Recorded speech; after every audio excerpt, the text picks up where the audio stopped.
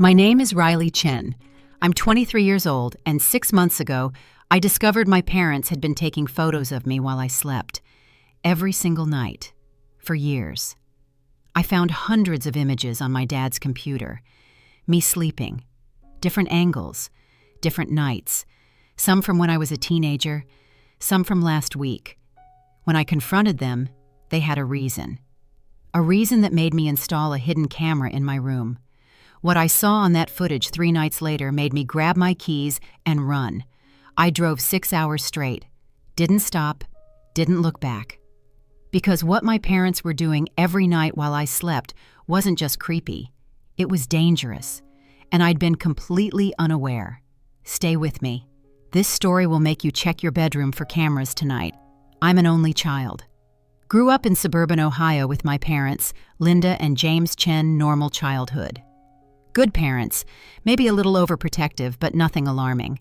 After college, I moved back home to save money while working my first job. Stay as long as you need, my mom said. We love having you here.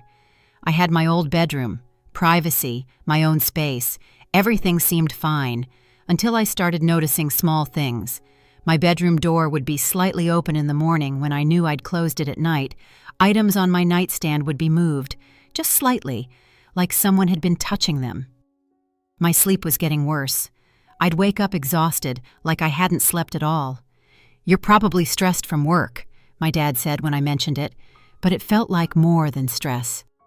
One morning, I found my phone unplugged. I always charged it overnight, but it was disconnected. Did you come in my room last night? I asked my parents at breakfast. They exchanged a glance. Why would we do that? My phone was unplugged. Maybe you knocked the cord loose in your sleep. Maybe. But it didn't feel right. A few days later, I noticed something else. There was a faint smell in my room. Chemical. Unfamiliar. Do you smell that? I asked my mom when she brought up laundry. She sniffed. I don't smell anything. It's like medicine or something. Maybe it's your new detergent. But we hadn't changed detergent. Then I started having strange dreams, vivid, unusual, dreams where I was awake but couldn't move, paralyzed, dreams where I could hear my parents talking but couldn't respond. You're experiencing sleep paralysis, my doctor said when I described it. It's fairly common, usually stress-related. But every night, for weeks? That's when I decided to investigate. I stayed up later than usual one night, pretended to sleep but kept my eyes barely open. Around 2 a.m., I heard my bedroom door creak. I held completely still.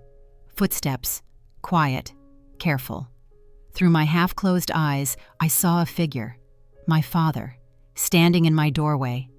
He walked to my bed, stood over me, watching. Then he pulled out his phone, took a photo. The flash was off, but I heard the camera click. He stood there for another minute, just watching me.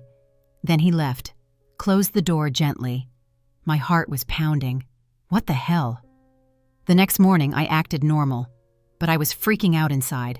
Why was my dad taking photos of me sleeping? That afternoon, while my parents were out, I went into my dad's office. I knew his computer password.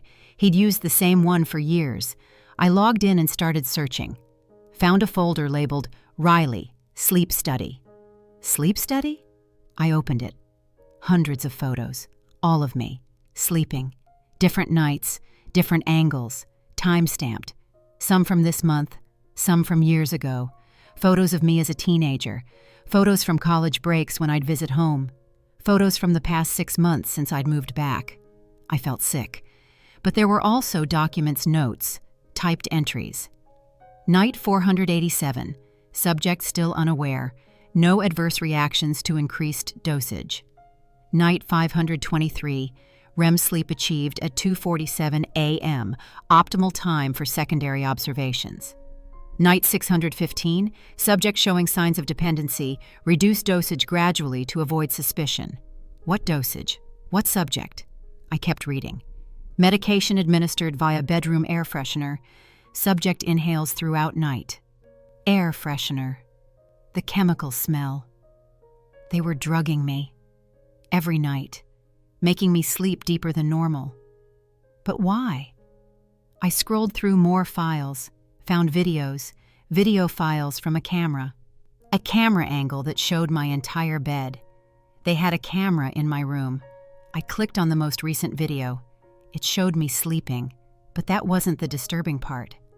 The disturbing part was what else was in the frame. My parents, both of them, standing over my bed at 3 a.m., my mother holding some kind of device, shining a light in my eyes while I slept, my father taking measurements, writing things down. Pupil dilation normal, he said in the video. Breathing steady, pulse 62, my mother replied. My father even drew blood. A small needle, quick stick to my arm, all while I slept, completely unconscious, unaware. How much longer? My mother asked in the video. The trial needs at least 1 more year of data, my father replied. Trial? What trial? I kept searching.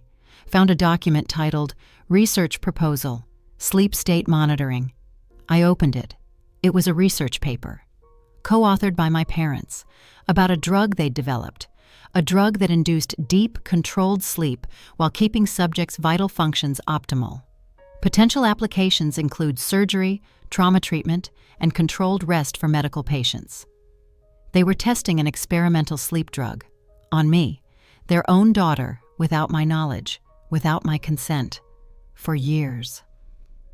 I heard the garage door open. My parents were home. I quickly closed the files, logged out, went downstairs trying to act normal. Hey, sweetie, my mom said. How was your day? Fine. Can we talk? Of course. What's up? My dad joined us in the living room. I found the photos, I said simply. Their faces changed, smiles dropping. What photos? My mom asked. The photos of me sleeping, hundreds of them, on Dad's computer. Silence. Riley, my dad started, and the videos, and the documents, about the sleep drug, about the trial. My mother went pale. You've been drugging me, testing medication on me, while I sleep, without my knowledge. Let us explain, my dad said quickly. Explain? You've been experimenting on me. Not experimenting, my mother corrected. Monitoring. We developed a sleep aid, a revolutionary one, but we needed long-term data. So you used your daughter as a guinea pig? You were never in danger, my dad said. We're both doctors. We knew what we were doing. You're both pharmacologists, not medical doctors, and you drugged me without consent. We couldn't tell you, my mom said. The data needed to be collected without subject awareness to avoid placebo effects. I'm not a subject! I'm your daughter! We know, my dad said. But Riley, this drug could help millions of people. People with insomnia, PTSD, chronic pain. We needed real-world data. Then use volunteers. Use people who consent. We did, my mother said quietly. You were part of a larger trial. We have other subjects. All family members of researchers who agreed. Did I agree? You were 16 when we started. You couldn't consent. So you just decided for me? We're your parents. We have the right. You have the right to medical decisions, not to secretly drug me for 7 years. 7 years. I'd been their test subject for 7 years. We were going to tell you, my dad said, once the trial was complete, once we published our findings. And then what? You'd say, surprise, we've been experimenting on you your whole adult life?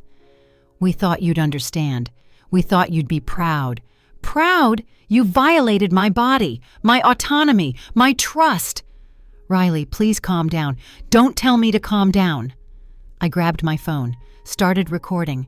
What are you doing? My mom asked. Documenting this, in case I need evidence for the police. The police? Riley, you can't... Can't what? Report that my parents have been committing medical fraud and assault? It's not assault if there's no harm. You drugged me without consent. That's assault. That's illegal. I went to my room and locked the door. My hands were shaking. I needed to think. My parents had been drugging me, using me in medical experiments all those nights of deep sleep, the grogginess, the strange dreams, the sleep paralysis. It was all because of their drug, and they saw nothing wrong with it. I looked around my room with new eyes. Where was the camera? Where were they administering the drug? I found the camera behind a smoke detector, tiny, hidden, and the air freshener on my dresser, automatically releasing mist every hour. That's how they were doing it. I was breathing it in all night. I unplugged the air freshener, smashed the camera, then I started packing. I heard a knock on my door. "Riley, please, we need to talk." My father's voice. "I don't want to talk. We're sorry you found out this way. But you have to understand, our research could save lives. At the cost of mine? You were never at risk. We monitored you constantly. That's not the point. The point is consent. I never agreed to this. We're your parents. We made the decision we thought was best. For your research, not for me." I finished packing. Everything I couldn't replace. Laptop, documents, clothes. "Where are you going?" my mom asked when I opened the door. "Away from you." "Riley, you can't leave, not like this. Watch me." I pushed past them, down the stairs. "Riley, stop," my dad shouted. "We can't let you leave. You're still under observation." "I'm not your subject anymore." I got to my car, threw my bags in. My parents followed me outside. "Riley, please, if you stop the medication abruptly, there could be withdrawal symptoms. Then I'll deal with them, without you." "You don't understand the risks." "I don't care. I'd rather risk withdrawal than spend another night being your experiment." I started the car. My mother grabbed my door. "Where will you go?" "Somewhere you can't find me." "Riley, we love you." "You love your research. I'm just a convenient test subject." I pulled out of the driveway. In my rearview mirror, I saw my parents standing there. My mother crying, my father holding her. But I didn't care. I drove for 6 hours. Didn't stop until I was in another state. I checked into a hotel under a fake name, paid cash. Then I started making calls. First call, my best friend Marcus. "Riley, where are you? Your parents called. They said you left." "I found out they've been drugging me for 7 years, using me in medical experiments." "What? That's insane." "I have proof, photos, videos, documents. They admitted it." "Oh my God. Are you safe?" "I think so. I'm in a hotel, different state. They don't know where." "What are you going to do?" "I don't know. Report them? But they're my parents, and they're researchers. They might have legal protections. They don't have legal protection for experimenting on people without consent. That's illegal. Period." He was right. Second call, a lawyer. I explained everything. The drug, the photos, the videos, the years of being unknowingly medicated. "You need to report this immediately," the lawyer said, "to local police, to medical boards, to the FDA if they're testing an unapproved drug." What happens to my parents? If what you're saying is true, they'll face serious consequences, loss of license, criminal charges, possibly jail time. They're my parents. They violated your medical autonomy for 7 years. They committed assault, battery, possibly other crimes. Your relationship doesn't excuse that. Third call, the police. I filed a report, sent them copies of everything I'd found, photos, videos, documents. My father's research proposal. "We'll investigate," the detective said. "This is serious. If they've been administering drugs without consent, they have. I have proof. We'll need to examine you. Make sure you're okay. Test for the drug in your system." I went to a hospital. They drew blood, ran tests, found traces of a sedative, not commercially available. "Experimental. This drug isn't approved for human use," the doctor said. "How long were you exposed?" 7 years. 7 years? Do you know what long-term exposure could cause? No, they never told me. "We need to monitor you, run more tests, make sure there's no organ damage." I spent 3 days in the hospital. Tests revealed liver stress, sleep cycle disruption, dependency issues. "You're going through withdrawal," the doctor explained. "Your body is used to the drug. It'll take weeks to adjust."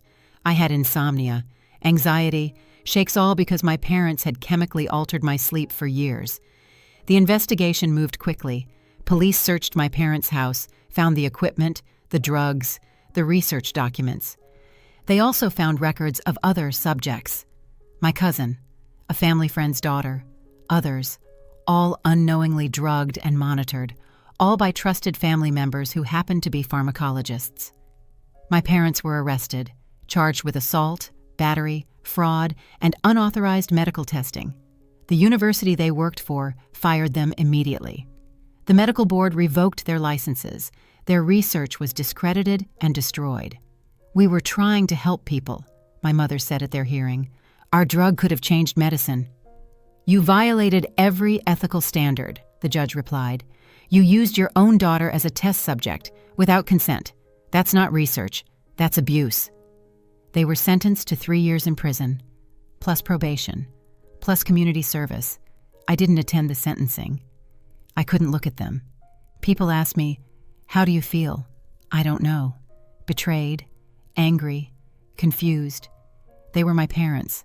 They raised me, loved me. But they also drugged me for 7 years, used me in experiments, violated every boundary. How do you reconcile that? "They're narcissists," my therapist said. "They believed their research was more important than your autonomy." "But they're scientists. They know consent is essential." They convinced themselves you'd understand that the ends justified the means. Classic narcissistic reasoning. It's been 6 months. I'm still dealing with the aftermath. Sleep issues, trust issues, anxiety. I wake up multiple times a night. Check my room for cameras. I can't sleep in other people's houses. Can't trust that I'm safe. My parents have tried to contact me from prison. Letters, phone calls, all blocked. "We're sorry. We were wrong. Please forgive us." But how do you forgive something like that? Last week, I got a letter from the other subjects. The ones my parents had experimented on. Some were filing lawsuits. Some just wanted to connect with others who'd experienced the same violation. "We thought we could trust our families," one wrote. "How do we trust anyone now?" I don't have an answer. I'm still learning to trust myself, still learning to sleep without medication, still learning to feel safe in my own bedroom. People ask, "What made you finally check?" Instinct. Something felt wrong for months. I just couldn't articulate what. That's what I learned from all of this. Trust your instincts. If something feels wrong, investigate, even if it's your parents, especially if it's your parents. Because the people closest to you sometimes have the most access to hurt you, and sometimes the people who claim to love you use that love to justify violation. So here's my question for you. Have you ever felt like something was wrong but couldn't prove it? Have you ever discovered someone you trusted was violating your boundaries in ways you never imagined? Share your story in the comments, because these experiences are more common than people think. And if this story made you think about consent, autonomy, and the importance of trusting your gut, hit that subscribe button. Because every week I share real stories about betrayal, boundaries, and finding your way back to yourself after violation. My name is Riley Chen. For 7 years, my parents drugged me every night while I slept. They took photos, ran tests, collected data, all for research they claimed would help people, but they destroyed their daughter in the process. I'm rebuilding now, slowly, one night of natural sleep at a time. Thank you for listening. Remember, consent isn't optional, not even with family. Your body is yours, your autonomy matters, and if something feels wrong, trust that feeling. It might save your life. Thank you so much for watching. If this story touched your heart, please subscribe and hit the notification bell so you never miss an update. Your support truly means the world to me, and don't forget to share your thoughts in the comments. I love reading every single one of them. Each comment inspires me to keep creating stories for you next time.